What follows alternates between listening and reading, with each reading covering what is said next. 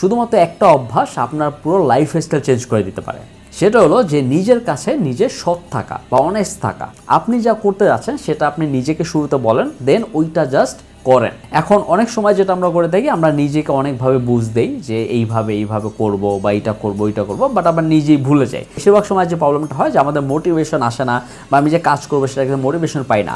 You don't need any motivation, just আপনার নিজের কাছে অনেস্ট থাকেন, আপনি নিজের কমিটমেন্টটা ধরে রাখেন, আর কিছু করতে হবে না। আপনি যদি নিজেকে কোনো একটা কমিটমেন্ট করে সেটা যদি আপনি ধরে না রাখতে পারেন, তাহলে আপনি কি করবেন লাইফে? আপনি জাস্ট নিজেকে বলেন যে আজকে আমি কি কি কাজ করব, জাস্ট নোট ডাউন করেন এবং ওইগুলো করতে থাকেন এবং ডেইলি আপনি করেন, তাহলে দেখবেন টুডে অর টুমরো আপনি একটা গ্রোথ পাচ্ছেন। বাট এইটা না করে যদি আপনি এমন করেন যে আপনি নিজেকে ওভার প্রমিস করে দিলেন, বা আপনি অনেক কথা বললেন বা কোনো কিছু শুরু করলেন না, এটা করলে কোনো লাভ নেই। So just true to year self, আপনি নিজের কাছে সৎ থাকেন, আপনি নিজের কাছে যে কমিটমেন্টটা করতেছেন সেটা ফুলফিল করেন, দ্যাটস ইট।